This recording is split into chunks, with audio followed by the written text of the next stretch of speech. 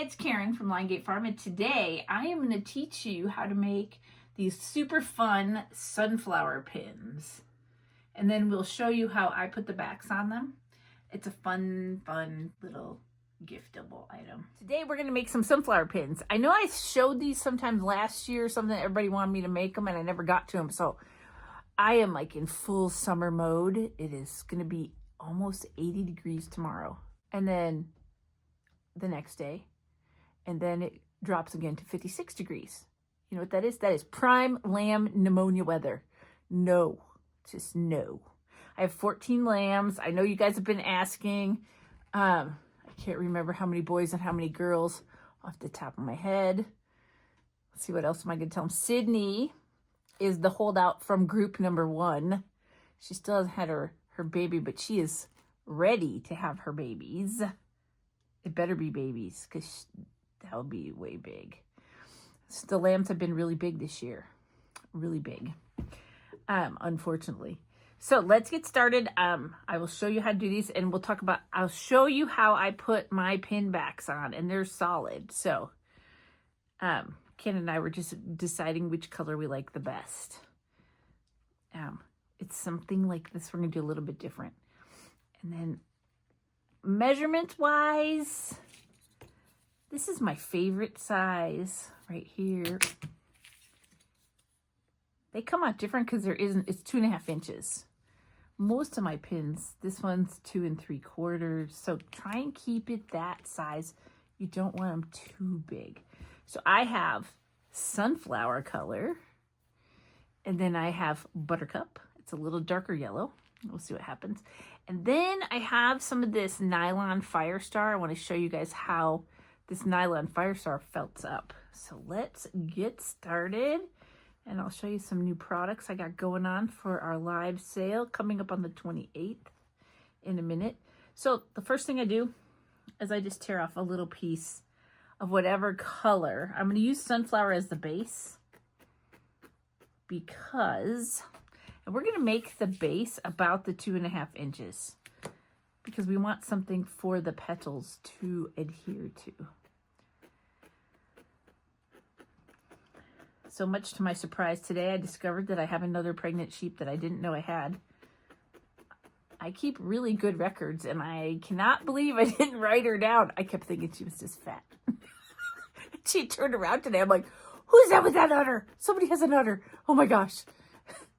So I'm going to have to catch her up because she's obviously in group 2 and primed and ready to go. Yes, Cannon's over here laughing at me. So that would be 17. I thought I had 18 bred, but I've only been able to count to 16. So now I'm at 17. But I have 3 that don't look like anything is going on quite yet. But then I looked at my window, and they can go all the way till April 28th. What did I do to myself? Oh my gosh. The land of no sleep. I'm too old for this no sleep thing. So on your base, let's make sure you take it off your pad, and we're just stabbing a circle. A little bit less than 2.5 inches. Okay, so I'm going to take a little piece of this nylon. A lot of times people are afraid to work with nylon because, it doesn't have barbs like wool, but it felt really good, at least in my experience. You might just have to poke it a little more. And I'm just going to make a center. I'm not going to worry too much about it being perfect because we're going to add to it. I just want to get... because I know you guys like measurements. Okay, so it's about 1 1/8 inches with the center ends up. So now we have a base for our petals. And we know where the center is going to be. You need a skewer, you guys. And these ones were done with catkin, I think. And this, I said, is buttercup. See how much I like this bright yellow. So on your skewer, it's amazing how little fiber this takes. We're going to make a whole bunch of little seeds. little tiny seeds. So you can felt them on one at a time. I tend to make a whole bunch at one time.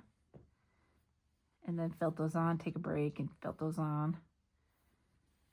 And you know, Corriedale is so awesome because you can just twist it in your hands and it's partially felted. There's number 2. You kind of want them to be the same. Yeah, I've been living in my barn. Oh, we have 6 baby chicks. They are called rainbow eggers. And I'm going to tell you guys something that's absolutely crazy. Is that the type of chicken? It is. It's a type. Egger? It's called a rainbow egger. Okay, that is not the kind of chicken I wanted. What I really wanted was a blue laced red Wyandotte because they're kind of rare. And I looked online at my local Grange to see what kind of chickens they were getting in because, you know, we've been talking about getting chickens. John's not very thrilled because he thinks they're stinky. Anyways, and we always have predator issues with chickens. So that always like adds a layer of interest. So I saw they're getting these blue laced red Wyandottes. And I'm like, what? They're getting the chickens I want. Oh my gosh. So I see that they're supposed to come in on Thursday. And I call Wednesday morning. You guys just aren't even going to believe the chicken craze right now. I don't know what people think, that they're going to make $1 million off of eggs or what. But you got to feed them. I'm just going to tell you. So I call and they're like, oh, they came a day early. And I'm like, oh, awesome. I would like 6 because sadly enough, the baby chicks don't always live. So you always have to err on the side of more than you want. It's just a thing. So I'm like, I'll be right down. He goes, well, you better hurry because there's only 6 left. And they got 50 of them in. They only had them in for a half an hour. Wow. When I got there, they were gone. Wow. And I'm like, what? No. So I'm like, so my neighbor happens to work there. It's kind of cool. And she comes back. She goes, I wanted to see if the rainbow eggers have come in yet. I'm like, oh, what are those? Tell me about those. I guess I can settle for a different kind of chicken because I really just want, you know, to have some eggs. How much eggs do they typically lay? How does that work? It said these guys lay 280 a year. Times 6. So like one every other day almost? Times 6. Times 6. So Okay. think about how many eggs that is for us. Yeah. Yeah. Wow. We're going to be making a lot of lemon curd. Cool. Plus, I can put them in my guest house for my guests. That would be very cool. Yeah. And they eat, you know, like table scraps. You know, when you clear your plates and stuff, you can give those to the chickens and the chickens eat them. Oh, really? Yes. Growing up, we always had a chicken bucket. Do they eat bread like the gooses? They'll eat anything. They are carnivorous. They will eat anything. And they can free range and whatever. But they are white and they have little black spots. Oh, cool. And they're very happy because they're not chirping loud. They're out in the feed room in a big Rubbermaid water trough. They have a cover over them. Rip loves them. I said, let's go see the babies. And he runs right to the door. And then he's looking and looking. He has to stick his head out there. What do the cats think? The cats have not met them yet. Oh, no. But, so we're in the middle of fixing the chicken coop. This place came with a beautiful chicken coop. But it's a beautiful coop, but it's backwards for any kind of work smarter, not harder methodology. Like the door's on the wrong side. And they have the nesting boxes on the inside. So we're modifying, we're putting up a new fence, you know, stuff. The fence is really for the sheep. My sheep have been getting out. They know how to open the doors.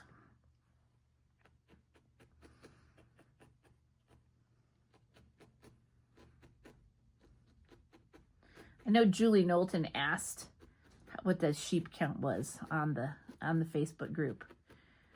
Oh, speaking of the group. All right, you guys, this is this month's giveaway. This is the March giveaway. This little queen sheep, or wait, if it's canon, it's a king sheep. Okay, March king. So make sure you like and comment on the video. Make sure you follow the YouTube channel. And then you have to go over to my website and enter the contest. You don't need to enter more than one time. Some of you like to enter a lot. That doesn't give you extra entries if you enter more, if you sign up more than once. But if you want to, go ahead and do it, you know.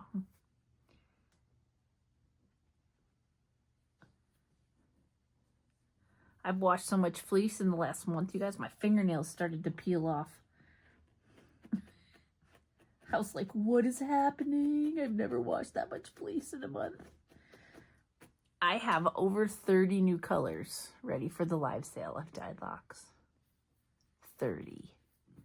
It's crazy. That's poundage of locks. I think I'm up to like 8 pounds dyed, but there's only like 6 of each color.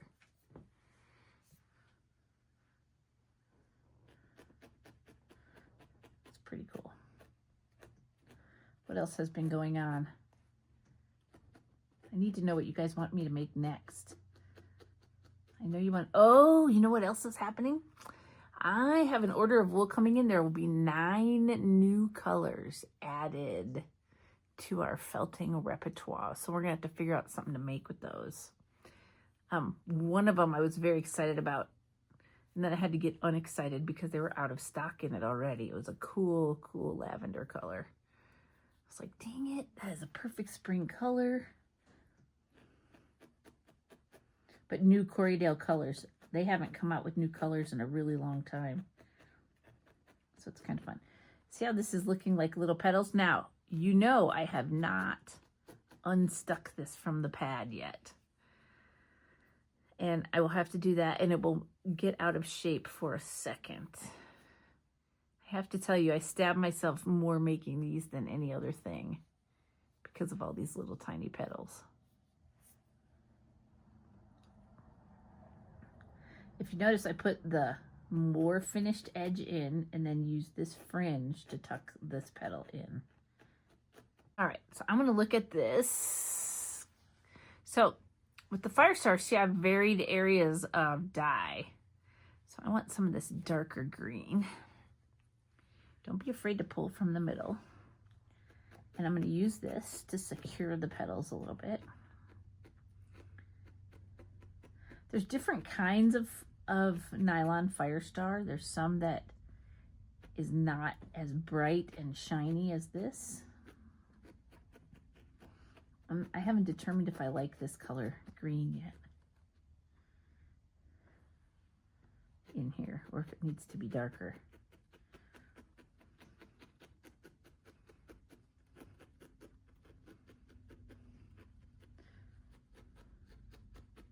The gardens have been coming along. I have flowers popping up everywhere. Oh, funny story. You know, did you see all the daffodils coming in? Are those the yellow ones? Yeah. Yeah. They're everywhere, right? Yeah. Okay. So I'm looking at them. You guys remember, don't fall on your head. Things happen.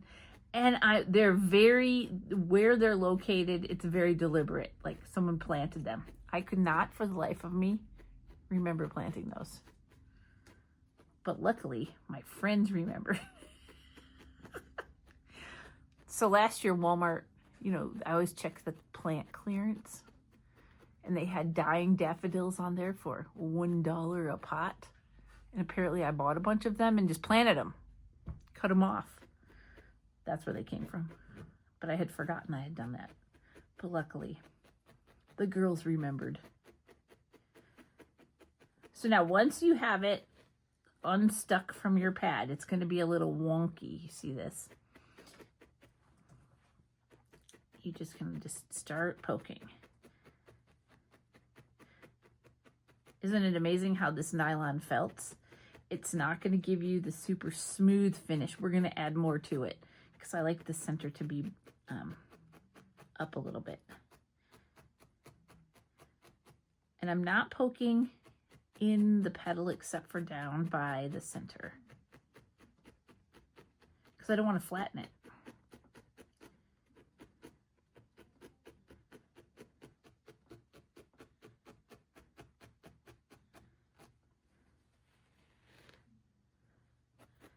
And I'm going to poke from the back. I don't worry about this color going through because I'm going between each petal and I'm drawing it in with my needle towards the center. You can see the edge of your petals just beyond your base color. But I am poking always towards the middle because this has a tendency to grow when you peel it off the pad.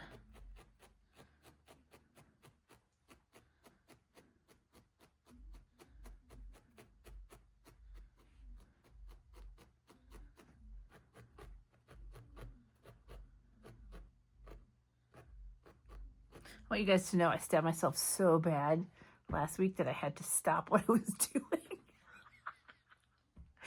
I don't stab myself very often. I mean, I do, but not like that. It just went right through my finger. I'm like, oh no. That's what I get for not looking at what I'm doing. So always pay attention to what you're poking. Do as I say, not as I do.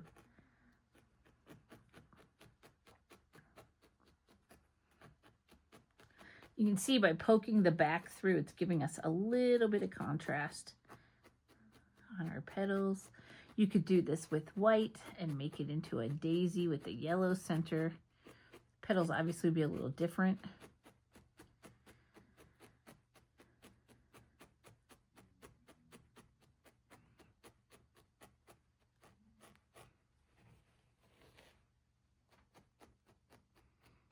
Did have my first greenhouse foray. By greenhouse foray, I mean commercial greenhouse. We went down to Ashland Greenhouse. Of course, I had to buy some stuff.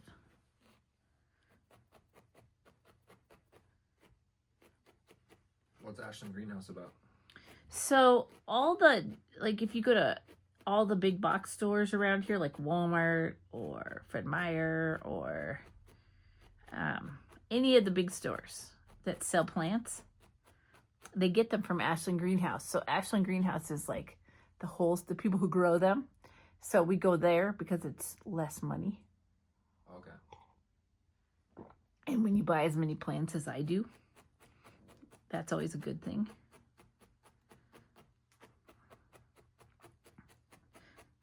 And you get a first crack at it. We knew they were having a class. This is a funny thing. We knew that they were having a class the next day on their perennials. And so we knew the perennials would be all stocked. So we wanted to first crack at the perennials. Did I buy anything there? What did I buy there? I bought some primroses, actually. Not very much. I'm not in full gardening mode yet, but I'm getting there.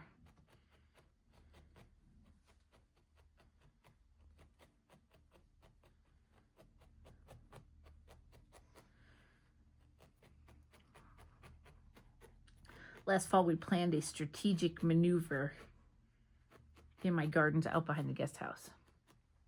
And I actually executed it. So I have a lot of this plant called Coreopsis that gets these yellow flowers. And it likes it here. And I've been trying different things along the border of that big garden and nothing's been growing.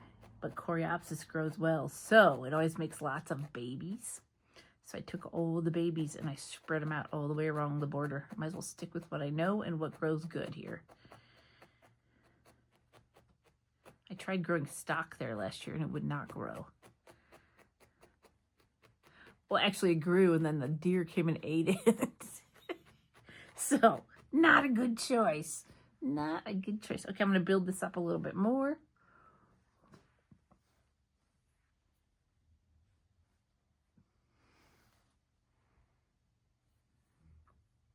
I know you guys really want templates, and it's on my list. Honest Injun, it's on my list.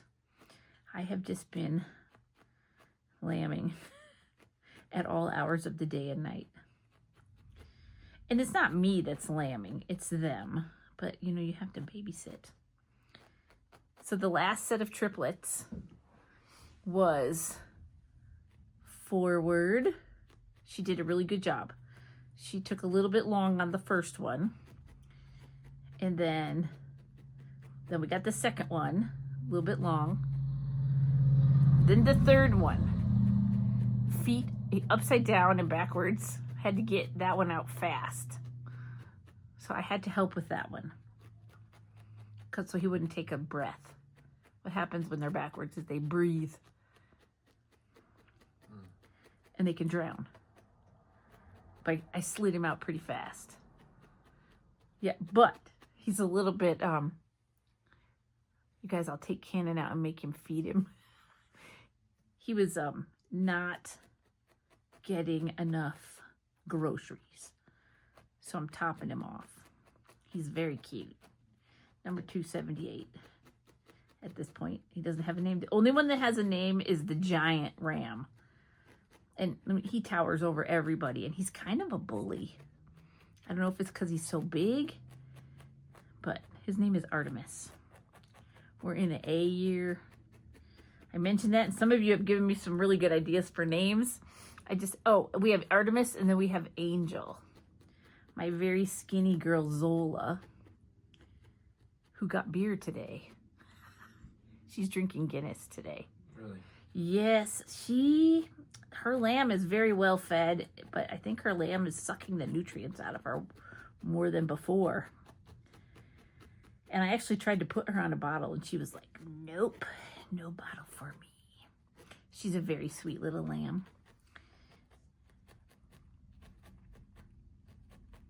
But Artemis, he is obnoxious. He's a bully, and he yells when he can't find his mom. And his mom is like, I am not acknowledging you. So he keeps yelling.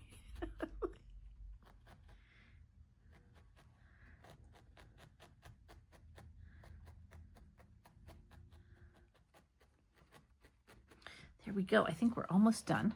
Almost. Now, this is where you stab yourself. Do you see this mess right here? We're going to fix it. So when you're doing this, be very careful. We just need to get these all nice and neat. All the way around.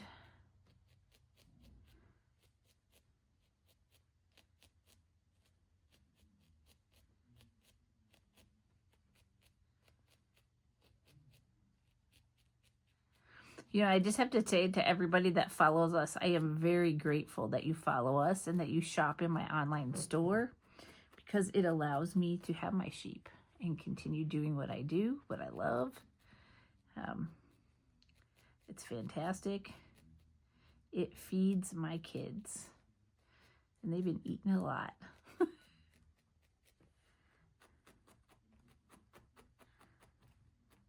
But the grass is coming on, so all good. The grass, everything's getting green.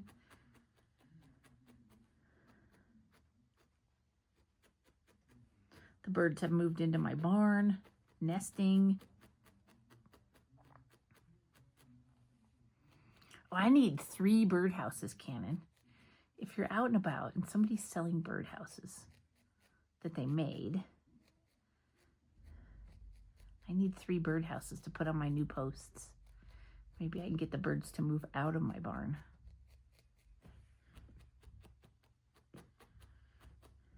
I saw birdhouses somewhere. I think it was Walmart. You know, they have that. I think it's in the corner of Walmart by the garden section. I think they have some. Yeah, but I was kind of thinking like Saturday market. Like if somebody's making them, it might be kind of cool. Oh yeah, that'd be cool. You know what I mean? I would think I would rather support a local artist. Get some like Victorian style ones or something. Or multi-level. Yeah. Multi-level birdhouses. I think it would be kind of cool. So you guys see how I'm being very careful. Do not get your fingers in the way. This is most likely to stab area.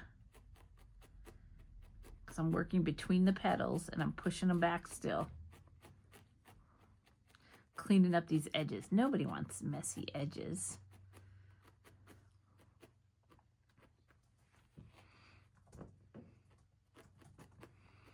And then of course you go back to the front, tuck it all in, if anything came through. But mostly I'm just working between the petals.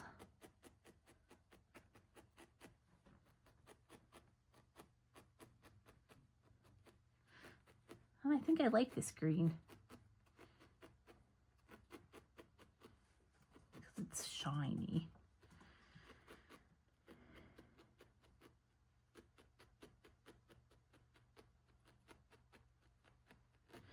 Oh, I made this recipe this week. I thought it was going to be really good.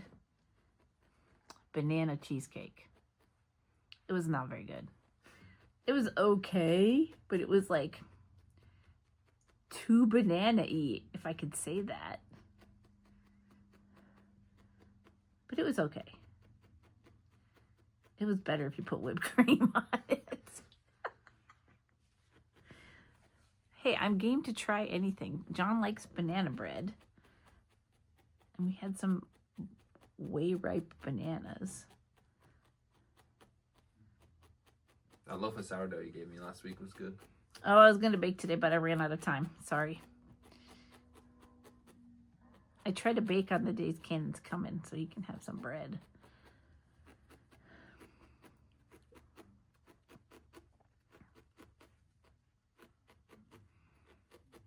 Well, it was still warm when you took it home, right?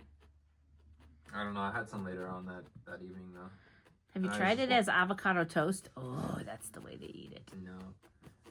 Just put a little bit of butter on there. Do you like avocado toast? No, I don't like avocado. You don't like avocados? No. Or guacamole, none of that. Anything to do with avocado. You and my dad. However, I made this one dip this time that was based on avocados, and he chowed on it because he didn't know it was avocados.